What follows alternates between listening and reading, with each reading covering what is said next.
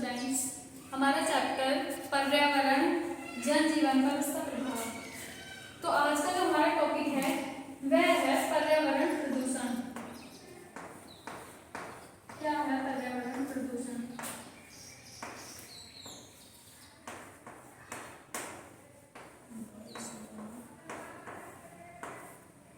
तो सबको पर्यावरण तो सबको पता ही है, दो शब्दों से मिलकर बना है, परि प्लस आवरण। तो इसमें परि का अर्थ है चारों और आवरण ढके हुए, यानी जो हमें चारों ओर से ढके हुए है वह क्या है? हमारा पर्यावरण है। अब प्रदूषण क्या है? पर्यावरण है एक हमारा यह अनुकूल कारक है ना। मानव जीवन पर्यावरण में ही रहता है, सभी कार्य पर्यावरण में ही रहकर अपने करता है। प्रदूषण, तो प्रदूषण जो है, इसमें प्रदूषण के अंतर्गत विभिन्न गैसें आ जाएंगी जो कि हमारे इसमें वायुमंडल में प्रेजेंट रहती हैं, इसे प्रदूषित करने का कार्य करती है। तो पर्यावरण प्रदूषण में जो क्या विभिन्न प्रकार की गैसें होती हैं और जो हमारे पर्यावरण को प्रदूषित करने का कार्य करती है, पर्यावरण प्रदूषण के अंतर्गत आ जाएंगी। तो पर्यावरण जो है, इसे मानव जीवन को सुचारू रूप से चलाने के लिए इसका प्रदूषण ना हो तो यह अत्यंत आवश्यक है।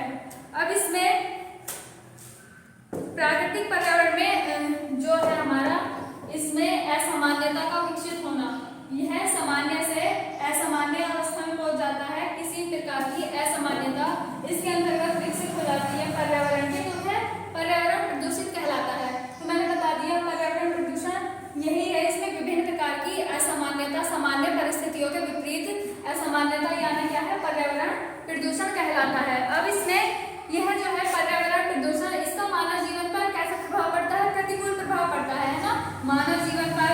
मानव जीवन का जितने भी जीव जंतु, पेड़ पौधे, जितनी भी प्रजातियां निवास करती हैं उन पर कैसा इफेक्ट पड़ता है? इसका पर्यावरण प्रदूषण को प्रतिकूल प्रभाव पड़ता है, प्रतिकूल प्रभाव हमें देखने को मिलता है। अब यह जो है पर्यावरण प्रदूषण, ये 4 प्रकार का बताया है। पर्यावरण प्रदूषण के विभिन्न रूप बताए हैं, जिसमें क्या 4 मुख्य हैं। पहला है हमारा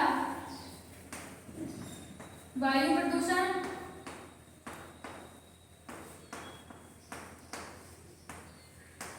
सेकंड है जल प्रदूषण,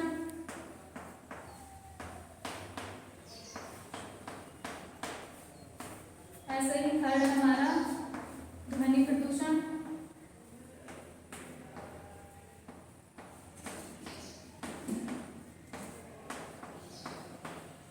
फोर्थ है हमारा मृदा प्रदूषण।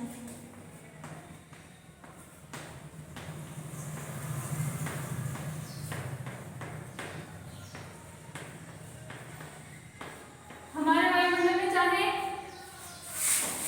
एक चीज असामान्य हो, चाहे इन चारों का समावेश हो, इनका क्या कार्य है? हमारे प्रदूषण को, हमारे पर्यावरण को प्रदूषण करने का कार्य है इन चारों का, ठीक है।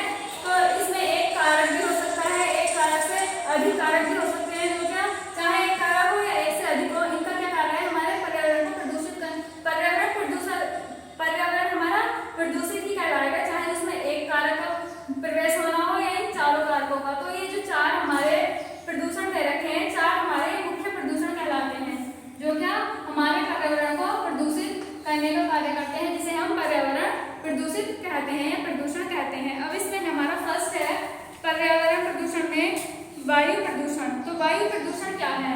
वायु प्रदूषण जो है हमारा फर्स्ट, ये विभिन्न गैसों का मिश्रण है। विभिन्न गैसें पाई जाती है इसमें, जो क्या हमारे जीवन के लिए अनुकूल नहीं होती है, मनुष्य के जीवन के लिए अनुकूल नहीं होती है।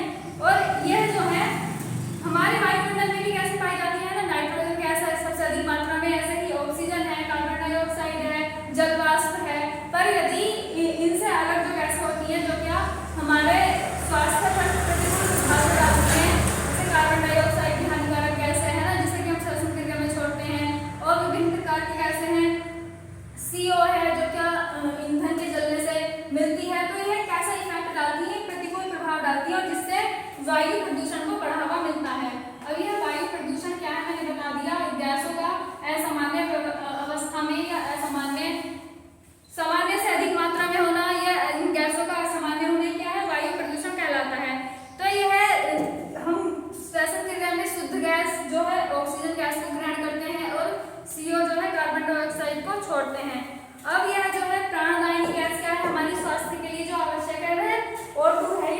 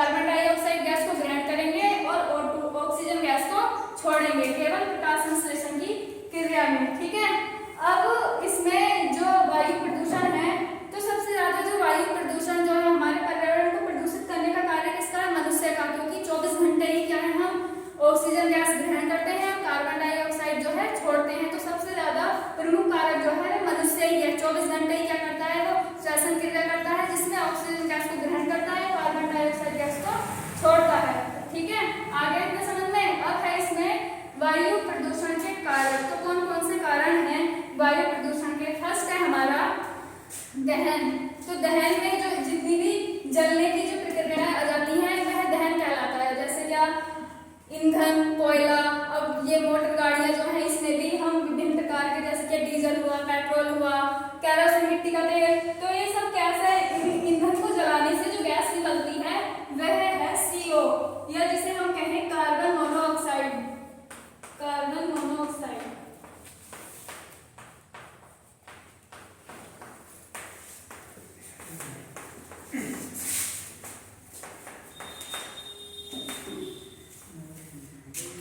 यह कार्बन मोनोऑक्साइड जो है सबसे प्रदूषणकारी गैस है। CO कार्बन मोनोऑक्साइड सबसे प्रदूषणकारी गैस है। यह ईंधन के जलने से निकलती है। दहन प्रक्रिया से कौन सी गैस निकलती है? कार्बन मोनोऑक्साइड निकलती है।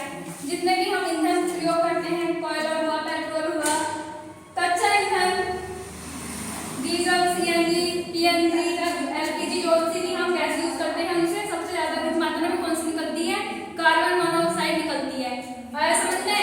और ऐसे ही औद्योगिक अपशिष्ट। तो औद्योगिक अपशिष्ट जो है जितने भी ये कारखाने हैं इनसे भी विभिन्न प्रकार की गैसें निकलती हैं। तो इनका क्या कार्य है? यह वायु प्रदूषण में योगदान देती है। सभी वायु प्रदूषण में योगदान देती है। अब है हमारा नेक्स्ट धातुकर्मी प्रक्रम। तो धातुकर्मी प्रक्रम जैसे कि विभिन्न धातु जैसे सीसा, क्रोमियम, और इसमें